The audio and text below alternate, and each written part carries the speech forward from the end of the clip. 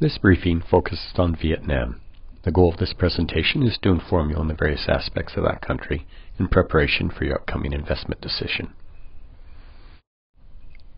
There are many aspects of a country that may be relevant to potential investment decisions, and the various languages of a country is the first of such issues. Similarities and/or differences in languages can have a substantial impact on a firm's ability to communicate with local customers, suppliers, and even employees.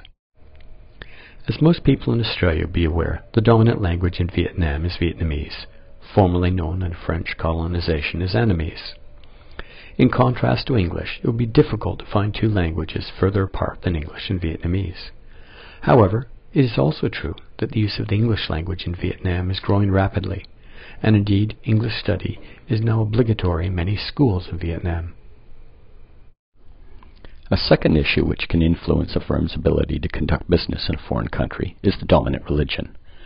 Religion has a potentially powerful impact on people's value systems and can influence how they behave and interact with one another. In contrast to Australia, between 50 and 80% of the Vietnamese population claims an affiliation with Mahayana Buddhism, leaving Christianity as a minority religion at 7% of the population.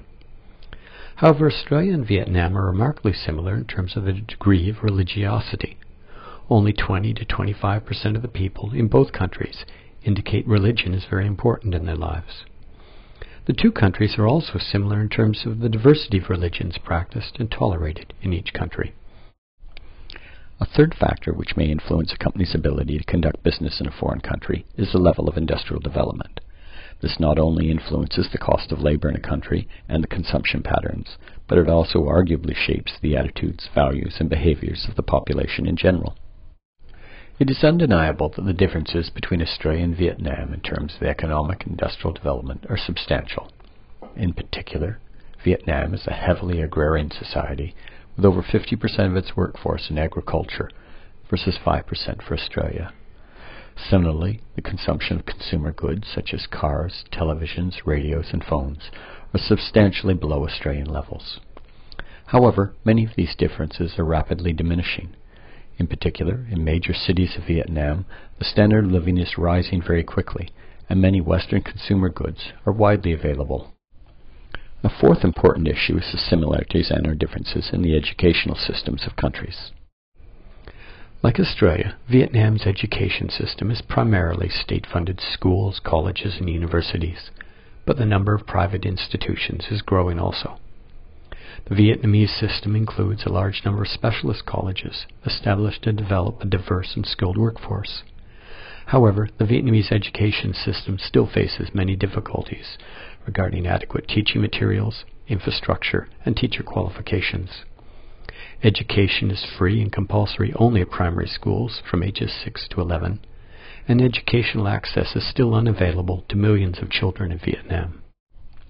A fifth critical issue with respect to doing business in another country is similarities and/or differences in the legal and political systems. As a single-party communist state under the leadership of the Communist Party, there are obviously substantial differences between Australia and Vietnam in terms of the political and legal systems. For example, the principles of procedural fairness, judicial precedence, and separation of power, which are fundamental in the Australian legal system, do not have the same status in Vietnam. However, it is important to note that Vietnam is becoming increasingly capitalist.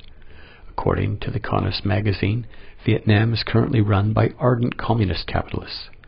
Similarly, the Vietnamese constitution now has provisions for human rights. A sixth but potentially more subtle issue is similarities and/or differences in actual business practices. This can involve simple but potentially embarrassing issues such as how to properly greet people and attitudes towards time. There are many striking differences in business practices between Australia and Vietnam. An indirect style of communication is preferred over a direct style in Vietnam. It's best to imply what you are saying rather than actually say it. Vietnamese also tend to favor indirect eye contact.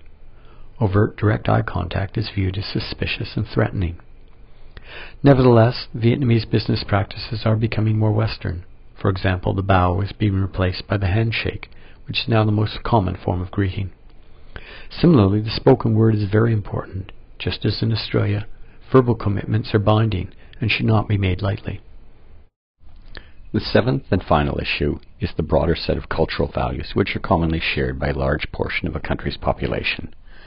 Countries can vary in terms of the emphasis placed on individuality versus conformity, the attitudes towards uncertainty and ambiguity, the attitudes towards authority and social inequities, and not least, attitudes towards how gender roles are allocated in society.